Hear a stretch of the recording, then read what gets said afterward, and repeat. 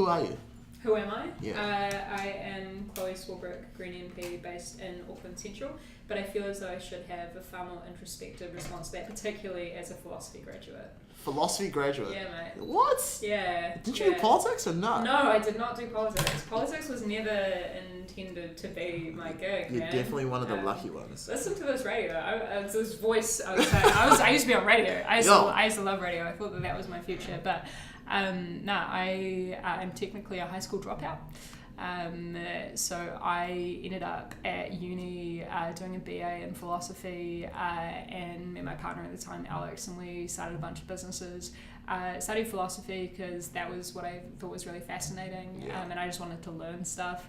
I became really interested in this thing called Frankfurt School critical theory, which is like looking at structures of society, seeing where it's unfair or unjust. And then I had finished that by the time I was 19, so I was kind of like, I don't really know what I want to do with my life. I could like kick it back into business or like try and do journalism more seriously, but I thought that I wanted to study more, so I was weighing up doing postgrad in philosophy. But I was like, if I'm going to critique the structures of society, what's the most fundamental structure of society? It's law. So then I did a law degree. You did law? And $43,000 worth of debt later, I have a BA LLB. Jeez. You decided that at 19 that you wanted to do that stuff? I decided at 19 that I wanted to do law. I didn't decide that I wanted to do politics until I had just turned 22 and I enrolled to run in the Auckland Mayoralty in 2016 on the 4th of July. That was the last day that you could put in your applications because my best friend Thomas had kind of pushed me into it a little bit because I'd raised it as a bit of a joke. And I'd been at BFM, number one alternative radio station in Auckland. In Auckland. In Auckland. Okay. Yeah, I mean, we can have the competition like internationally. It's where my heart is. And I'd been there for about four and a half years, and I had been interviewing all these politicians and always getting frustrated and stuff, never seeing myself represented in it. And it hadn't been this thing that had clicked where I'd gone like, oh, I could be one of them, but it was more, so I was working at the time at Neck of the Woods, which is this venue on K Road, that, like music venue, and I was at B, and we were experiencing the distortion starting to happen in the music scene because of closure of a ton of music venues because of poor planning laws. So it was the first time that I kind of connected the dots where I was like, actually the decisions that council makes around, insulation standards or where people can build residential areas next to cultural areas have an impact on the flow of a city and the life in a city. And obviously rising cost of living and things like that. And I just kind of came to the conclusion that I was so frustrated and interviewing all these politicians at B and having studied law and just connecting the dots. I was like, I just have to like try and change the conversation. Tried to convince a ton of my other friends to do it. No one wanted to do it. They were like, no, you do it. This will be a laugh. So I ran for the mayoralty. Obviously had to take it seriously to be taken seriously.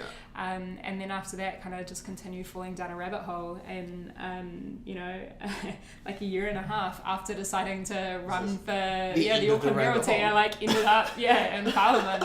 It's pretty whack. That is wild, if I may say so. Yeah, it is wild. But I think I'm a very earnest person at the end of the day. So I'm like, I genuinely believe that democracy will save us. Like, I know that sounds like the cheesiest thing ever, but for real, like, okay, so this system, if I can get inside it, legit, anybody can. And if that is not demonstrative of how egalitarian New Zealand can be, then I don't know what is. So that to me demonstrates that, like, if people were to engage, and I get it, right? Like, I get why people don't engage with politics. And I've been having this discussion for a long time with a ton of my mates who are like,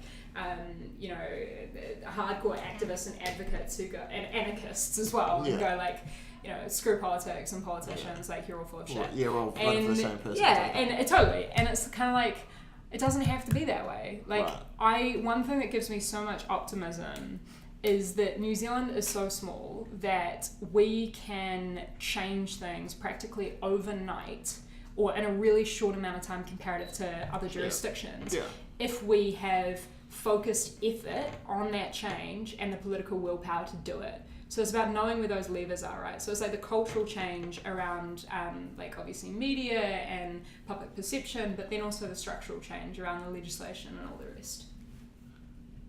So I've laid it on you. Now it's like up to you to talk. Damn, way to lay it on me, man. I took so much in for that. So hold on, I'm gonna go way back to the whole like high school dropout thing. Yeah. Like crazy. I did year 13 like twice. As well. I love speaking to kids at high school and like actually at all school because I find like all sections in primary and intermediate because they've just got so much wisdom and their perception and they're so like over it and they just don't have time for like adults and officials. But yeah, one of my favorite things to tell kids, particularly at high schools, is I only got achieved in level 1 and like I barely got achieved in level 1. So that's like if I can end up here, you are all good. I totally feel you. Like at the moment I'm like mentoring someone who just got like the New Zealand Youth Award as well, and like she's absolutely amazing. She's from Manukau East. Yeah. And she's like, I don't think I'll get level 3 with excellence. I was like, man, Renisha, life will go on. Yeah, I really got level 3. Don't panic. Don't worry. And it's crazy how like we always think that school's like this massive like thing that's like, oh, we're gonna catapult into but you've success. got to do all of these other things, and we wonder why like kids are so stressed out, and we have this epidemic of mental ill health. Like, the pressure that we put on kids to be hyper competitive and to get all their ducks in a row. Only in this 12. like in this academic process. Right? Oh, totally. Like, but also all of the extracurricular stuff where people are told that they have to do everything and be everything, and also like be popular and all of that other stuff. Just the compounding pressure and stress of all of that, like it's totally unsustainable, and then we carry it over into our adult lives. Yeah, well, like there's such thing as being like really good competitive, right? Like Totally. And when you're on 95 BFM, because I do know that. Yeah. That's the crazy part. Yeah. I do know Lily and I do know Momoko as well, and they're like they do know you from 95, and this is the thing, right? I'm gonna call you out right now as well because you're Instagram, right? Yeah. You're one of those people that like even when you get big, you're like, nah, just keep it on. It's all G. Yeah. Don't worry. You can have a scroll into like your 2016. It's all there. There's an Instagram photo. I'm gonna pull it up as well. It's like me with the visor and like I was like, damn. And that's what like maybe it's like, man, she's not different from us at all. No. Like no. That's crazy. like everyone's student radio photo doing dumb stuff like behind the DJ, Yeah, probably quite problematic. I did have to think about like, because that's actually a thing which has been happening with politicians around the world, particularly young politicians, is that like my entire life from when I was about 12 is on the internet in some way, shape or form, right? Like Bebo and all of that kind of stuff. Yeah. So you kind of, when you come from our generation, it's really fascinating to put that in the perspective of something dumb that you said when you were 12 could come up now, you know?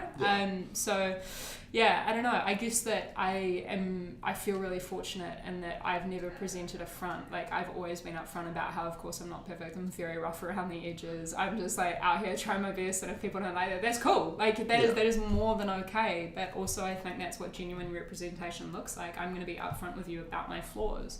I said that in my maiden speech. I was about to say, like sometimes that's the best thing for a politician as well. So I used to be on Salient FM for like 3.5 years as well, and like the stuff that we did in that studio, you almost would have like think like, man, I could never be a politician.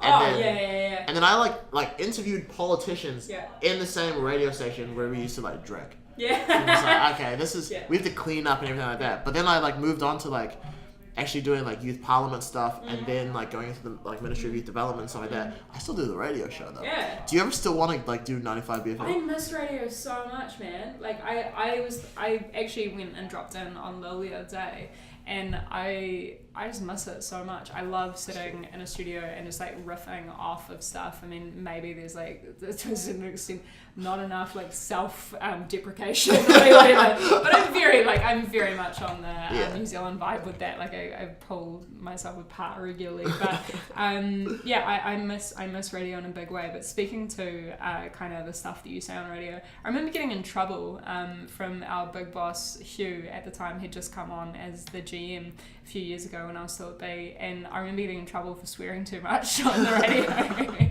So nowadays I perhaps temper that a little bit more, and that's been the really fascinating thing. I mean, speaking to my Instagram and also like all of my social media platforms, I haven't handed over control for any of them. Like I still write all of my own tweets and like my Instagram captions. I'm so happy to hear I write that. all my own speeches. I'm so happy to hear like that. I write my own comments on stuff. Yeah. The only thing that stresses me out, and this is perhaps like an insight into my anxieties, but is just overwhelming messages. Like there are people who I know who I will respond to, but I get overwhelmed with hundreds if not thousands of messages depending on the day if it's like something really controversial is happening. It's just too much. But when it's public facing and it's a comment, it'll be like I'm actually talking to you. No. So all of the stuff that people say when they say mean things to me, I read that. Well, it's the same thing on radio, right? Like, Oh, totally. Like, those texts, mate. yeah, bro. Like, you ever had someone call in? You're like, We had a complaint for our radio show, and the thing was like, so and shout out Thomas. we were talking about the use of like the N-word, and Thomas is like my boy, and we were like, I was saying it over ear, and then like our radio station manager was like, so we had a problem. Like someone complained about the N-word over ear, but he's like, but you're fine. And I was like, I understand though. It's so crazy, and I miss those days where you just got complaints. Yeah. And like it was like it gave me heartwarming things because like people still listen. Yeah. Like, True. Like, I have an audience. That's yeah, cool. I mean, but that's the funny thing about critique, right? Like I and kind of coming into like a ton of people like don't read the comments, don't engage with the comments because they don't feed the trolls or that kind of stuff. Yeah. And like. Actually, I think that it's really important that I am still engaging with the folks who like brought me here. I am only here by virtue of those people who engage and like gave me the time of day on social media. Right. And it's also a way that people interact like one-to-one with politicians or their representatives. So even though there is totally some really dark anonymous stuff that comes up through Twitter, and Facebook can kind of get a bit trolly.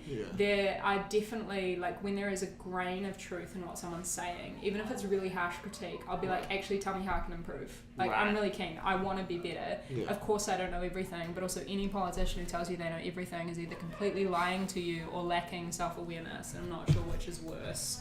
I'm just out here trying my best. Do you just call someone out? Like, I have called people out, That's totally. a sneak diss. But like I've been, I think I've been like quite upfront, like even on my Instagram, right? Like it's real fun. I know that often people aren't actually coming from a negative place as well. They just don't necessarily expect me to see it. So you know there are some people who, a really classic example is. I think the lady who had like pretty good intentions commented on a photo of me, smile. And I was like, I understand that you have probably like good intentions, but also like, please don't tell a young woman to smile. Would you say like, I have this kind of stuff all the time, and I have had everything under the sun said about my appearance and my sexuality and the way that I dress and assumptions about my family and all this other stuff. That it just is kind of like, can we think about how we interact with each other, especially when you have direct connection with somebody who deals with this stuff all the time. And again, it's just like, let's just be a little bit more introspective and empathetic. You gotta take that throughout society, mate. You gotta think about it as well as like who's literally spending their night like commenting, hey, smile. Just keep it to yourself. I've got a lot worse things. In my time. The internet's like definitely a wild place. And like to not even talk politics because I know I don't want to because this is literally the biggest day of your life. Tell me something that is not political. Like I don't. No, but I will connect it to politics for you. Oh. 1 degree of separation. Jack Val's telling me everything's politics, bro.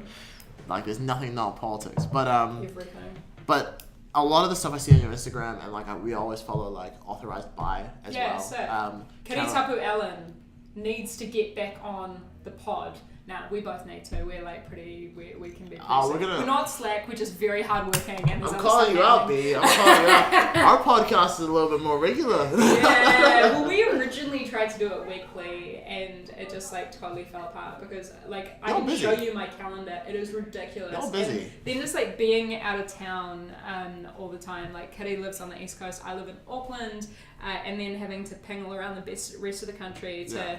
Head up like meetings and speaking engagements and public engagements. It gets pretty full on. Like I can imagine, and we're gonna get Kitty on here later. Good. Like, in all honesty, she's great. She followed us on Instagram, so she's like. Well, she's got her Yu-Gi-Oh flair thing. Yeah, I saw her on Instagram. I was like, I don't know. I no. She hit me up and she was like, I'm gonna dye my hair blonde, and I was like, Kitty, are you having your Kanye moment? And she was like, nah, I think this is a midlife crisis. And I was like, cool. You gotta be his Kim. You have to be cool. Like, you gotta be there supporting. I am there supporting. Like, yes, I will, baby. Kitty Tapu Allen, authorized by, going hard. But all of your like policies and all the stuff that you do with the Green Party and stuff like that, it really resonates with us as a team as well, because for the Say So project we give the young people the platform to like just share their lived experiences and how that like changes just conversation.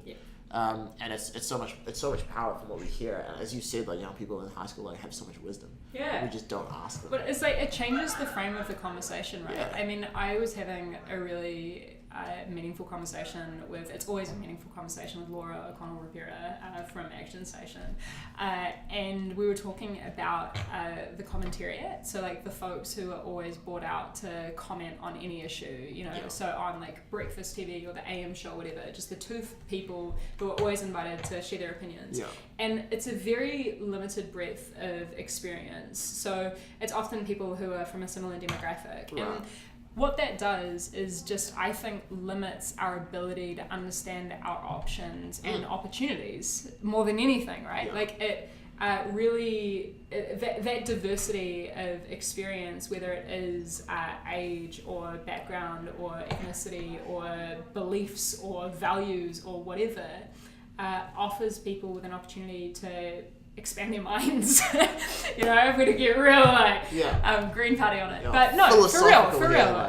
It's an opportunity, I think, just to develop and evolve as a society, but we preclude ourselves from the opportunity to engage in that meaningful dialogue when we shut that down, often unconsciously as well. So I think it's really important that we diversify our commentariat so that more people who have different backgrounds are able to offer their perspective. Like, it was really classic to me when during the debate that happened a little while ago around potentially capping parliamentary donations of individuals to $1,000, I was watching, I think it was Q&A or one of the political shows on the weekend, and two of the dudes who were like in suits or whatever and had political backgrounds were saying that $1,000 is nothing in terms of a political donation, and Tanya from Just Speak was on the panel as well, and she's like, actually $1,000 is a lot of money to a lot of people, and that's the perspective that you don't get if you don't have different people with different backgrounds.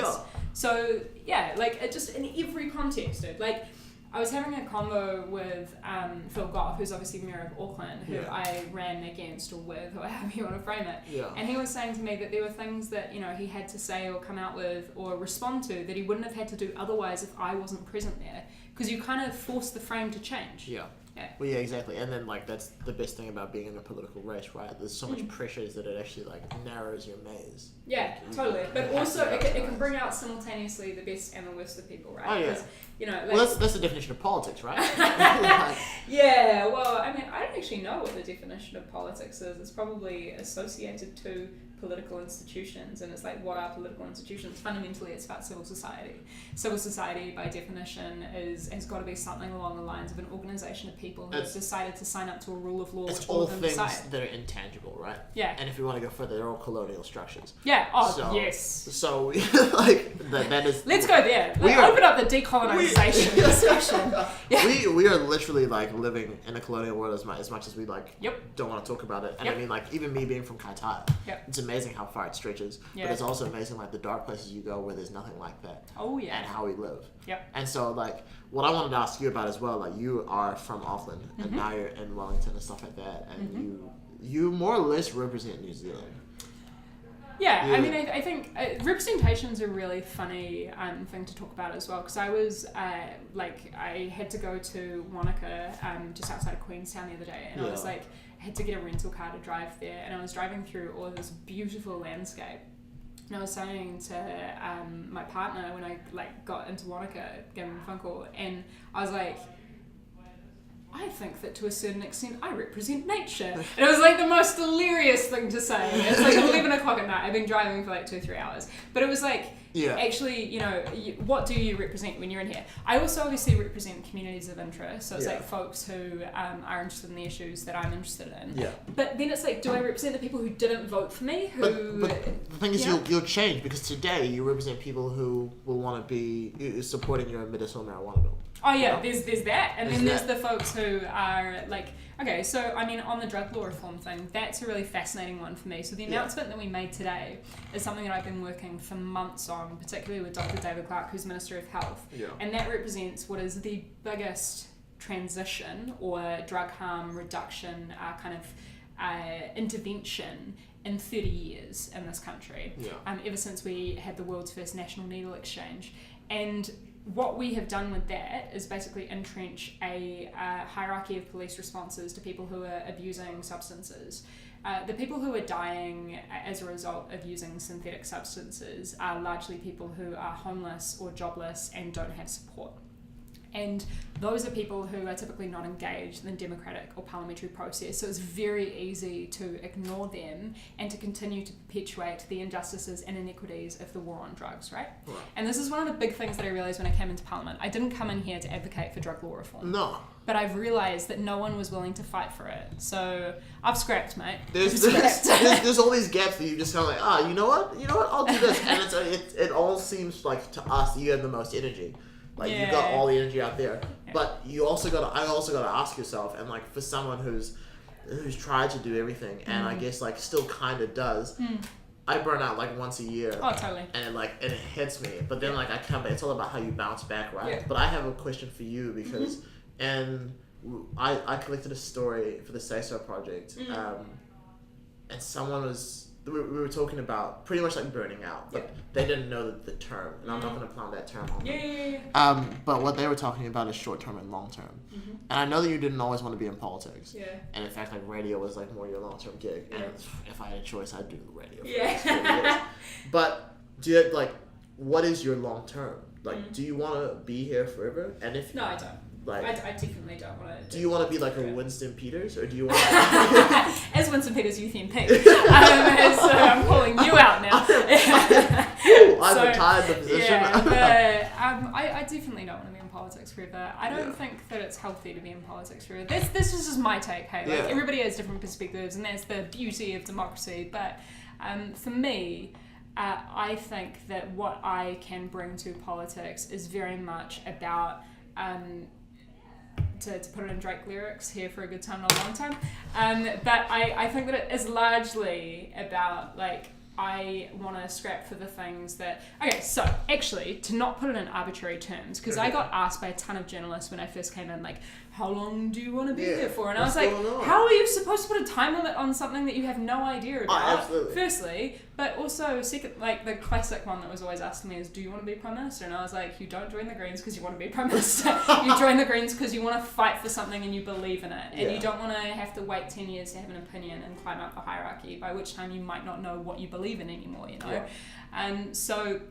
I ended up like finding a way to feel more comfortable in my expiry date by way of going, I know the issue that I will die in a ditch over, and that is the thing that I will fight tooth and nail for, regardless of whether I become deeply unpopular and I end up booted out. Then I live with integrity. If I win, then sweet, I'm sussed.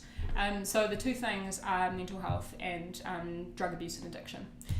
So for me, it's about that drug harm reduction model as far as drugs go. So eventually looking towards a more regulatory model and like not having people dying on the streets who are using P or synthetics. And as far as mental health goes, I mean, that's a far more massive and complicated one. It's about improving people's wellbeing. The really fascinating stuff that's come out of the mental health and addiction inquiry, obviously released like a week ago, is not dissimilar from the mountains of research that's been accumulating for like a decade around how environmental factors largely spur mental ill health. So even if you have underlying susceptibility in terms of your biological traits, your environment will exacerbate mental ill health. So it's stuff like poverty, it's stuff like insecurity and unsustainability and relationship breakdowns. All of that kind of stuff is far more intangible and difficult to work through when you're talking about people's well-being. Yeah. But stuff like housing, stuff like education, stuff like healthcare, you can tackle that. You can. Yep. I'm not saying that like no one should, but no, totally. This is how like I've felt for such a long time, looking at the mental health inquiry and like reading and look, you know, everyone watched that YouTube video which like broke it down and everything like that. It's not news to us. It's not news. The people who were like, man, that's shocking. I was like, is it? Yeah. Is it really? Have you been in a bubble? Yeah. Like, have you been talking to people? Like, this is the funny thing, is it totally like I went to 8 university campuses in 6 days, and I was like, I'm gonna hammer this like and talk to all of these students who have experiences of this system, but also recognizing, and I think this is an important one, is the reason that I decided to go to unis is because I wanted to engage with young people on the issue, and young people at universities are largely already kind of politically engaged to a certain extent, or susceptible towards being politically engaged. I don't know yet, and I'm still trying to figure it out, how you reach out to young people who are disengaged. Because there isn't a collective place or environment that they congregate. Yeah. So people like, for example, my little sister, who now works in admin, used to work in retail. She is 21. I don't know how, like, unions aren't a thing like they used to be. You can't engage with young people through those platforms. So, I mean, that's a whole thing about political engagement. But to get back to your point around burnout and mental health and how we work through all of this. So, long-term plan, mental health, and drug harm reduction. That's kind of what I'm working on. How I maintain not burning out. I will be real with you. I've always been open about how I have a background of anxiety and depression. Depression becomes a more complicated thing when obviously there's ebbs and flows and stuff. And I think it's actually really important to discuss this stuff, because I've recently been doing, we did a Green Party inquiry into mental health declarations and job applications. And and we saw that a huge number of people were being asked really invasive and at the worst extent potentially discriminatory questions around like a background of their mental health. Some people being requested to go to their GP to get a bill of fitness that was then asked for by the employer, and then other people a shopping list of the medication that they're on. You know, there are a huge number of people who I have met who are in this building who have mental health issues and who are medicated for it. And the assumptions that we make around that mental ill health and around the medication, particularly when those people are using that medication to get better, just reinforces so much stigma, man. Like, we have got so far to go on all of this stuff. But yeah, I don't know. Like, I feel as though I'm in a relatively privileged place to be able to have like the support that I do in this environment, and you know, my partner and my family who all check in on me. Like, that's really cool. A lot of people don't have that. Yeah, exactly.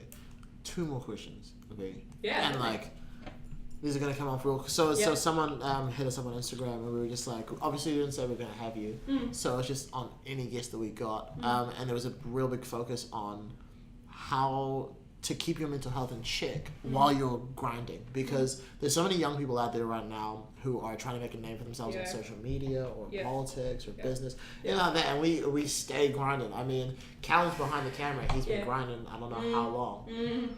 But like, we all have different ways of keeping our mental health in check, but there's some of us who isolate ourselves so much that we've got no idea. I am not a role model for sustainability on that front, I don't think, and I think that's really important for people to know. I get asked a lot to speak at these kind of like feel inspirational events where everyone's like, if you find the thing that you love, you'll never work a day in your life. And I'm like, actually, if you find the thing that you love, you'll work harder than you've ever worked, because it'll fulfill you, and it might not pay very well, and you might have to create it because no one knows what it is. But I do worry about this kind of mindset that's been proliferated by the philosophy of like our mainstream economic thinking around how we've all got to compete against each other, and we've all got to fight it out, and we have to achieve everything that we want by the age of 20. And I understand that obviously like a lot of people project that onto me, like I've somehow cracked it, and I'm like, I am a very flawed human being. I am the same as everybody else. You know, so I think that the best way to keep that in check And I actually ended up landing in hospital when I was 20 with acute appendicitis, but ended up having to stay a lot longer, and the hospital and the doctors being concerned about me developing chronic fatigue because of how much I was working. But when I was in hospital, and I was running 3 businesses at the time, still working at B, finishing my degree, I realized that even if, like, that you are not the center of the universe, you know, and that if you stop spinning the plates for a sec, like, it is okay. Everything still moves. Yeah, and I just think that we overemphasize the importance of our work sometimes, such that we can't see the wood for the trees. Yeah. And it's just like, if you aren't all G and you aren't able to do your work, then the work is never going to get done. Yeah. And I think that it's kind of a combination of all of those things, right? Like, we cannot continue to perpetuate this myth that you have to achieve everything that's going to be achieved by whatever arbitrary age. It's just not true. And what are you actually in pursuit of, ultimately, as well, right? Like, what do you want to achieve? If it's material outcomes or goods, like, investigate that as a premise. If it's the relationships and the learning and the journey, just like, you know, it's not about kind of kicking back and doing nothing or being lazy. It's just about figuring out what you're actually doing this for and how fast you're trying to do it, and reflecting on whether you're making it unsustainable for yourself. That's like a really powerful point as well, because there's so many people out there that kind of don't understand. You hit a point, especially in your university career, I remember, like, I think it was in second year with me, and I was writing a political science, I think political science 2 and 8. And I remember, like, damn, it's on dictations, revolutions, I should know this stuff, and I'm, like, typing it up and everything like that, and I'm late. I'm late. I'm, like, night before, I have, like, 1,200 words to go. And, you know, I was so stressed, and then it hit me at, like, 3 a.m., you know, I was like, the sun's gonna shine tomorrow, even if I don't write this, what's the worst? And I took a 5% off, you know, a late penalty, but I felt so good, because I was like, you know what, like, once again, the plate stopped spinning. It's just the moves. It all still moves. I mean, I think it's a really cheesy quote, but that ended up really resonating with me. It's like in that Wallflower book or whatever, something that I read when I was in high school. And it has always stuck with me. And it's oversimplified and all the rest, but it was just, you know, if it's not okay, it's not the end.